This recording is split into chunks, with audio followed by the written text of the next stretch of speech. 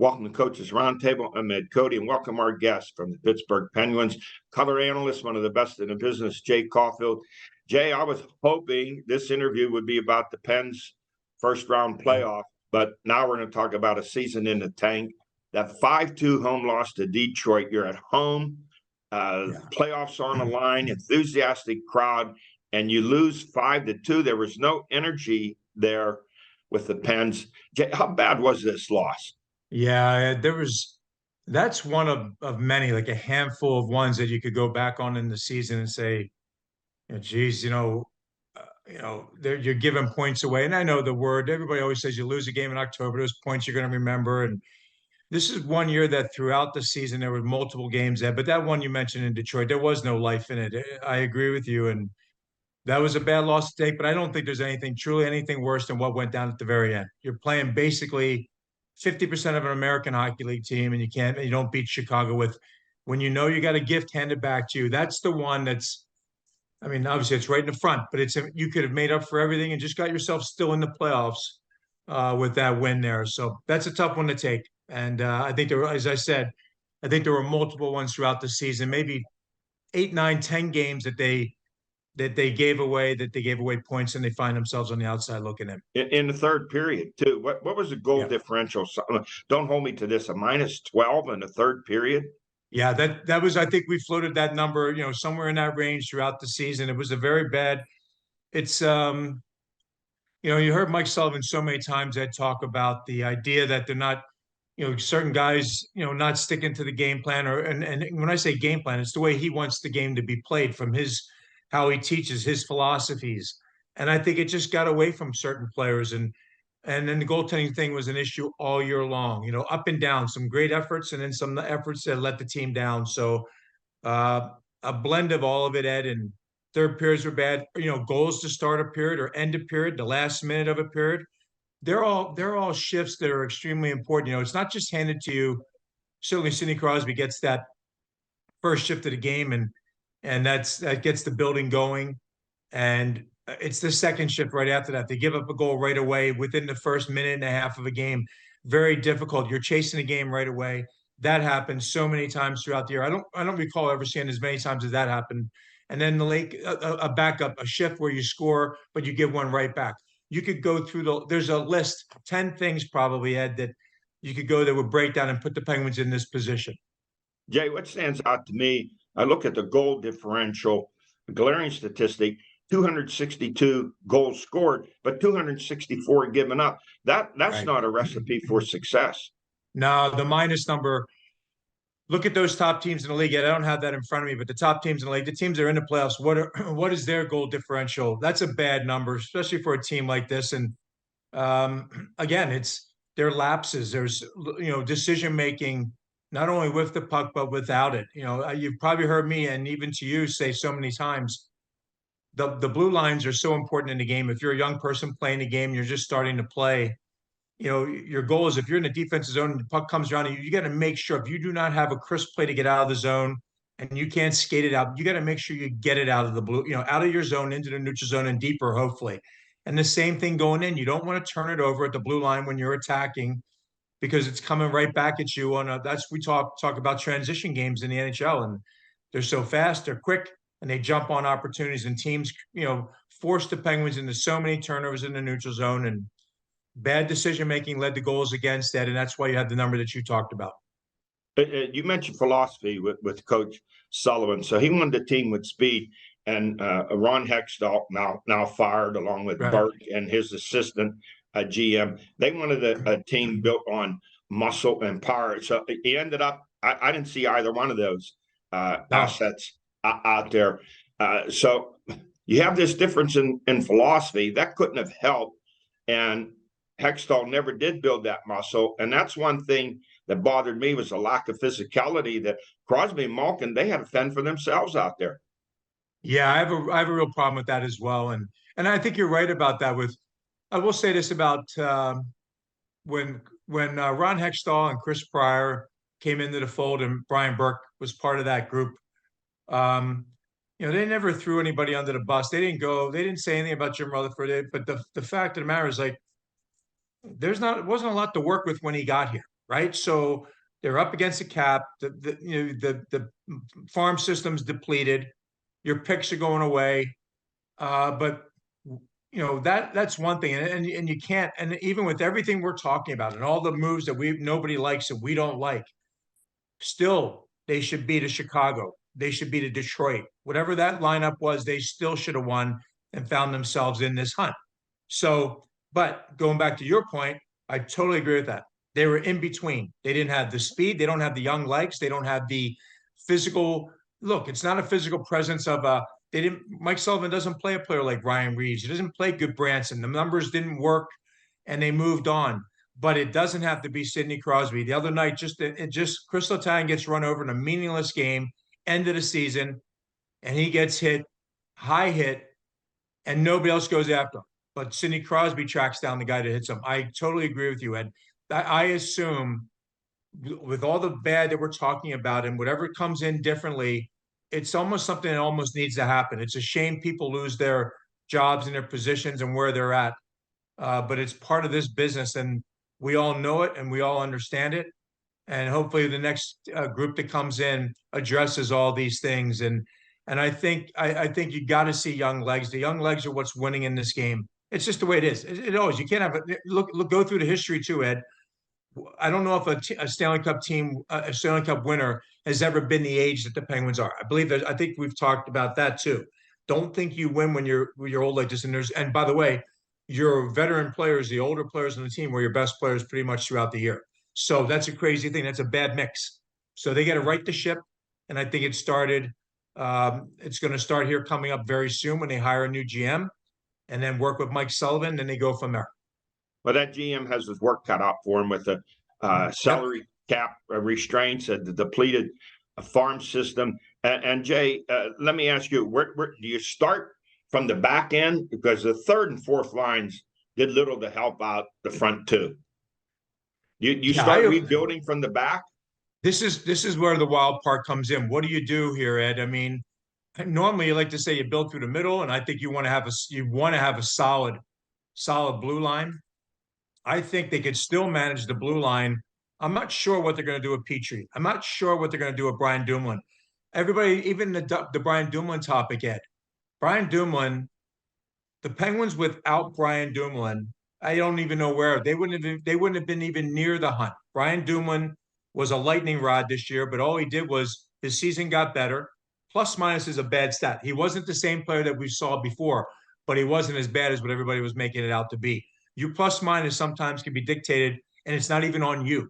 You might be part of a goal that's scored against you, and you had nothing to do with the wrongs that made it happen. So Brian Dumoulin's game, maybe I don't think they're going to offer him the same number, Ed. I think they're going to try and get him at a lower salary and see if that works. So to go back to your question, your blue line, you can make things happen. Hopefully everybody has a better year. Petrie, all these kind of things. But your bottom six needs to be addressed immediately. And I don't know what's going to happen with that because Jeff Carter's going nowhere. So I mean, right. He's got one more year.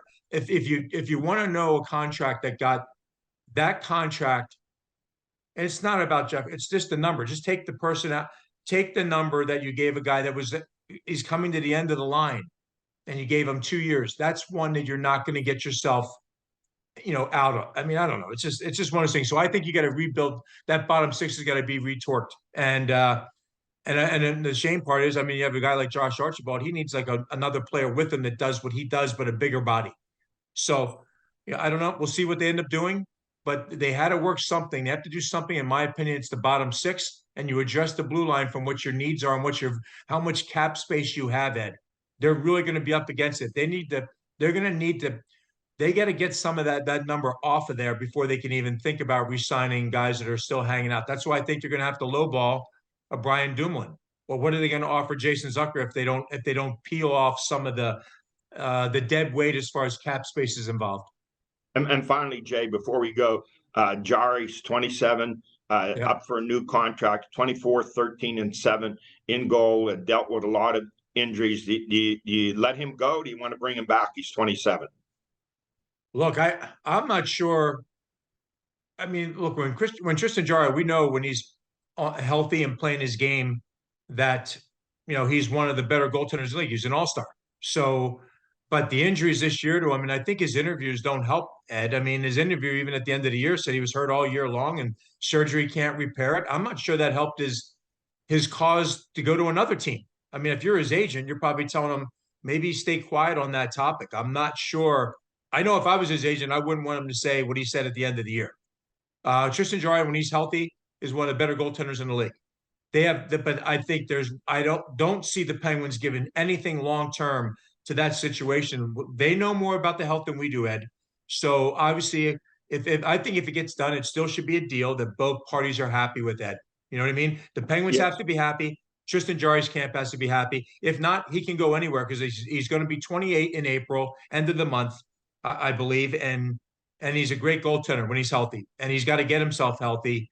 But I don't think the Penguins should have to be the team that gives him a long-term deal at a big number if you don't know the status and what's going to be going on with them. You're going to see a different tandem in the Penguins net next year anyway. Whatever that's going to be, we'll see. But it's a shame because health was such a big part of why their seasons fell apart. Hey, Jay, always great talking to you. Thanks for your perspective. We're going to see you at the end of August or September, start of the new season, and see how the Pens are going to look and stack up then. Yeah, you got it. We've been doing this a lot of years, so I look forward to talking right as the season getting going again. Hey, Jay, thanks. Have a great golf season. All right, Ed, you take care. Bye-bye. Thank you. I'll be right back with Ellen George. Armstrong has been a part of Butler County since 1963. We helped you get online with Zoom Internet. Our Breaking Bread program began fighting hunger in our communities. Enhanced Wi-Fi delivered coverage, security, and control of your network. Zoom Extreme brought internet speeds up to 1 gig to the community. And in 2022, Armstrong was named CableFact's Independent Operator of the Year for the second time. When you support Armstrong, you're supporting your local community. Did you know that you could get fast, reliable Zoom internet for as little as $4.95 per month with ACP? Armstrong is participating in the FCC's Affordable Connectivity Program, which helps eligible households receive a credit of up to $30 per month on their internet bill. This program will also increase and improve broadband infrastructure throughout the U.S., especially in rural areas. There's no need to call. Visit armstrongonewire.com/ACP or scan the QR code on your screen for more information and to apply. I am back, joined to my right by the Swami George Abraham, to my left, the Tiger Albert Campman. Let's go to Spotlight High School Baseball. Ryan Apoliski of Hampton pitched a 12-0 shutout win with 15 Ks over Kiski. J.D. Costanzo, North Allegheny, 6-inning, 8 strikeouts, and a 13-0 win over Butler. He also had 2 hits and 3 RBI. Colin Castillo of Butler, 10 Ks and a 3-2 loss to N.A. Butler left-handed pitcher Madden Clement, a Virginia Tech recruit, he beat N.A. 5-2 to avoid a 3-game sweep by the Tigers. Clement is recovering from that fractured ankle he suffered during basketball. Seems to be returning to form. A.J. Capisi, Seneca Valley, 3 RBI. The Raiders are 9-0. David Posey, North Allegheny, 3 RBI. Malik Metcalf of Karn City, 3 hits. And Thomas Shafley of North Catholic, 9 Ks and a 13-1 win over Highlands. And softball, guys, we have some of the best pitchers here in our area. Sophomore Lexi Hames of Seneca Valley, a 3-hitter with 13 Ks and a 6-1 win over Cannon Mac, and 15 Ks and a 5-1 win over Mount Lebanon. How are they getting these runs, these two teams? They must be spotting them a run before the game started. Sydney Selker of Freeport, she's a St. Francis recruit. The junior had a great week. She pitched a no-hitter with 13 Ks and a 14-0 win over Shadyside Academy, and then a 2-hitter with 12 Ks and a 3-2 win over Burrow. It'd be nice to see Freeport and Seneca Valley play, and these two pitchers go head-to-head. Kelsey Ogen of Butler, 11 Ks and a 5-1 win over Baldwin, and Ryland Strasser of Union AC Valley, 3 RBI. In lacrosse, boys, Grant Adams, Seneca Valley, 3 goals. Colton Garner of Seneca Valley, 3 goals. And for the girls, Macy McMillan, Seneca Valley, 6 goals. And Mia Berg of Seneca Valley, 3 goals. High school track girls, Megan Bajetta of Butler set a tri-state track and field invite record in a triple jump, 38 feet, 7.5 inches. Ava Fox of Karn City, she won the shot put, high jump, and triple jump. Riley Long of Monotol, she won the 200 high jump and a triple jump. Lexi Plusakoff of Slippery Rock High School, She won the 100, the 200, and was on a 400 relay team that won. Jenna Zendrin of Montauk, the 100, the 400, and a member of the winning 4x100 and 4x400 relay teams. And in boys track, Zach Kelly of Carn City, the 100 to 200, and a member of the winning 4x100 and 4x400 relay teams. You see with the smaller schools how these kids are in multiple events. The one girl was interesting, 2 jumps and a shot put. You don't see that much. That's a great point. That is different. Yes, how athletic she is to do has that. to be, yeah, really strong. And Landon Lacey of Butler, the 200 to 400, and member of the winning 1600 relay team. Levi Prementine, one of the best athletes in the area of Slippery Rock High School. He set the school record in the long jump, 22 feet, 8 inches, and he also won 110 hurdles and a 400 relay team member. Tyler Arblas of Slippery Rock High School won a 200 to 400 and a member of the 4x400 relay team. And here's one, believe it or not, it could be in Ripley's at the Tri-State Track meet at West Mifflin. Butler's Ryan Porch. He broke the high school record in the long jump, 23 feet, 5.5 inches. It lasted 3 minutes as his teammate, Luke Campbell, moments later broke it with a leap of 23 feet, 6.5 inches for a new record. I received that text from a track coach who's really in the track and field and said, look at this. And those are 2 great jumps. Pretty unusual, 2 great huh? jumps. You don't see them that far, very. No. Especially for the same team. Same Yeah, team. right. That's pretty Yeah, good. that's right. And college news track, Butler grad C.J. Singleton at Notre Dame and Guinness Brown at Duke. Both made the ACC championships and also named to the ACC academic team. You have to have a minimum 3.5 grade point average. Singleton, our Mount Athlete of the Year, he's the #1 ranked ACC freshman in the steeplechase. I didn't know they had that race. Yeah, they have it. They're still jumping over That's those a pretty things. tough race, isn't it? Yes. And current Butler senior cross country and track star Drew Griffith being recruited by Stanford, Wake Forest, and Notre Dame. Can he go wrong at any one of Can't these go schools? wrong. No, just No different. matter which one he picks. Education, buddy. I heard the whole. That's the bottom line. I heard the whole Notre Dame cross country staff was in here to recruit him. That tells you. I mean, really, you look at that. But as you said, no bad choice. No bad choices. So many kids think they're going to the NFL, the Yeah, NBA, Yeah. and they forget that A's and B's is what you want on your report card, and then all of a sudden they're working for somebody someday. Yeah, they had them. Yeah. I was a better athlete than you in high school. Well, you know the old saying in Northwestern that they get beat up in the Big Ten, Yeah. and then after that, all those They people work come for work for them. Exactly. No, that's They don't figure it out. You're kidding around, but that's so important. These guys, these kids when they go to that diploma means so much more. Also, that's the other thing. A lot of young people don't think about. I've been in that guidance office already once that I noticed Stanford came in and they actually scared the kid and he didn't go there because they were making it known we have no nonsense. And all of us being coaches, we used to say to kids, they'd say, "Coach, I'm being," and I'd say to him, "Okay, forget about you being an athlete. Would you go there to that school to get a degree?" Mm-hmm. And that's how you have to look at it. Hey, in recruiting, Butler 2 sports star Braylon Littlejohn, he is committed to Miami, Ohio for football. Not bad, huh? What a nice great football. program. MAC is great. What a great campus, Miami, Ohio. Man, absolutely beautiful. He can scoot in Oh, football, he can play. and he can get in that paint in basketball. Yeah, they say defensive back. I love him as a slot receiver. He makes great catches. Plus, he can run those sweeps. But he has a chance to play either side of the ball. Hey, retirement Mars girls basketball coach Dana Petruska. She retires after 35 years, 5'18" and 325. Some great seasons. She said one of the main reasons, parent interference, screaming at her at games. Guys, we are shocked to hear of such immature behavior on the part of parents. Yeah, it's a runaway freight train now, and AAU has a major part of that. They've got free reign to say what they want at these AAU tournaments. Yeah, good point. And so now they they take it into high school, and they think they got free reign to say whatever they want. But what about the responsibility of the schools to make sure that you protect the coaches during the game? You have people cheer, but this booing and screaming and hollering at coaches, I saw it happen when Central Catholic was up here playing Butler. A star didn't start for Central Catholic, and the father was going crazy berating the coach. I mean, there has to be someone there to say, we're not going to tolerate this. And the comments are really personal now. Absolutely. Before they used to say, the coach, get in the zone. No, you're an idiot.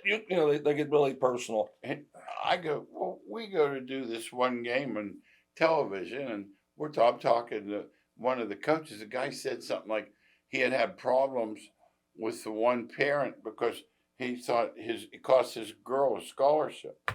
I watched the game. There are no scholarship athletes out. I'm sorry. I've seen scholarship athletes. Go up to Slippery Rock. You don't have to go far. And we're not talking just high school.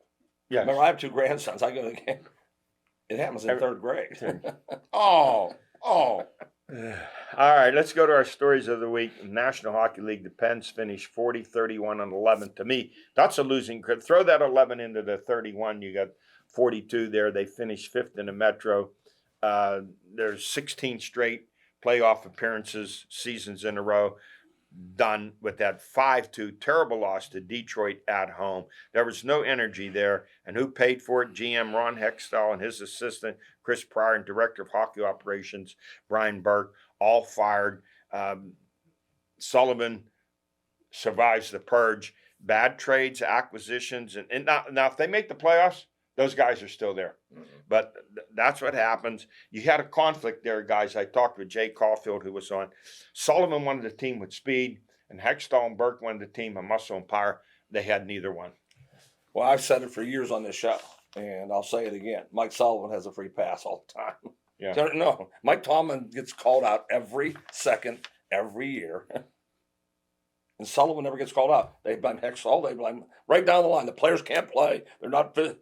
He gets a free rate, and I think he's a really good coach. How many cups? He has 2. I think he's a really good coach. He's won 2 cups. No, is that a pass? You think? I mean, I'm asking. No. Is that a pass? But Tomlin has 1. And he's never had a losing season. If he had 6, I'd say you think it's a pass then? Well, I don't know what the reason is. I don't know what the reason is. They've kept that core together. Yeah. And I'm not a cap expert. But I have to figure at some point there's not enough money, and the last couple lines are really bad. Well, here's the other reason why I think he stays. In the hockey teams, here's what happens. When the star players don't like the coach, they quit playing for him, and they want him to go. Crosby and Malkin keep playing for him.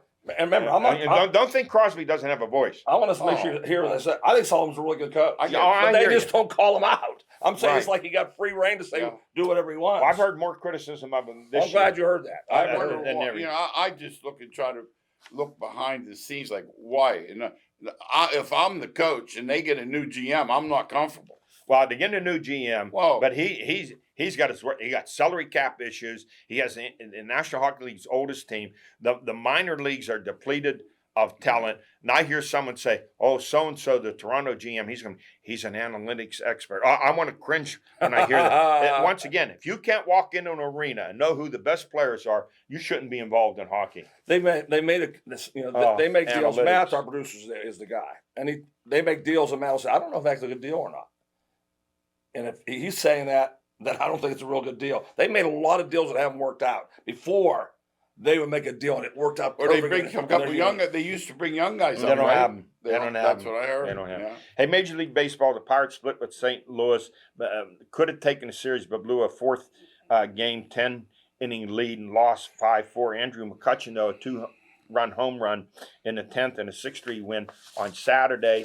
Then in the start of the series with the Rockies, McCutchen, again, he started a terrific year, a home run. Matheson, 4 hits. The Pirates, 10-7 on the season after that 14-3 win over the Rockies. But guys ask me, I'm conditioned 7 years. I'm keep waiting like this can't last. Something's going to happen. I hate to think that way, but that's always in the back of my mind. Well, as I said on the show before, their bullpen continues to pitch like they are. They're going to be okay. Yeah, their bullpen. They have a strong bullpen, and that because I don't think McCutchen can last the whole year like this. Yeah, I mean, if he does, then he's going to be the comeback player of the year. Yeah, he's playing great. Hey, now how about going to Bednar the other day in the tie game? Then they get the lead, and he has to yank. Can you leave him that second inning, or not a chance? Too early? No, not a chance. No, they're pitching him way too much. Yeah, way too much. I mean, he'll be out by 2 weeks from now. At this current pace, he's going to make 75 appearances. Yeah, you can't. I say it all along. That's the problem. It's a marathon, and their pitching staff hold on. You know how this has changed. We're going back. Elroy Face used to make 50 to 55 appearances. but on average 3 innings every time he came out. But they strengthened their arm. The game's so different. Much Gossage different. used to throw 3 innings. Yeah. How about 7, 8, 9? Gossage? Yeah, I was at a game. He came in and pitched 3 1/3 and struck out like 7 of the 9 batters that he faced. Yeah, the game is throw as hard as you can for 1 inning and get out. That's the way you do it. Hey, Tampa Bay's hopes of going undefeated with a 12-0 start ended. They're now 14-2. I just wonder, how does a small market like Tampa every year have a good team? Every year they have a good team. Not winning championships, but they have a good team. Yeah, if that's all you want, that's what you get. I mean, would you be satisfied with just a good team every year? I don't know that. Well, I'd be happy to see the Pirates go 85 and 77 every year. And that's what I am. I am satisfied, but I am one of those guys. Yeah, I'm satisfied. I'd like to have the Pirates just be decent every year. You're winning seasons. That's all. Yeah, that's what I like. Hey, guys, if there's a pitch clock crisis due to the shortened length of games, beer sales are down. And so some teams are concerned, and this is very laudable of them, that fans are not drinking enough beer by the 8th inning. And having their best interests at heart. They want to increase beer sales now through the 9th inning. You got to give it to management being concerned about their fans like that, don't you? I read that. I feel like I'm missing something on individual responsibility. What they what is it that they can't let a person be wise enough to say, I've had enough?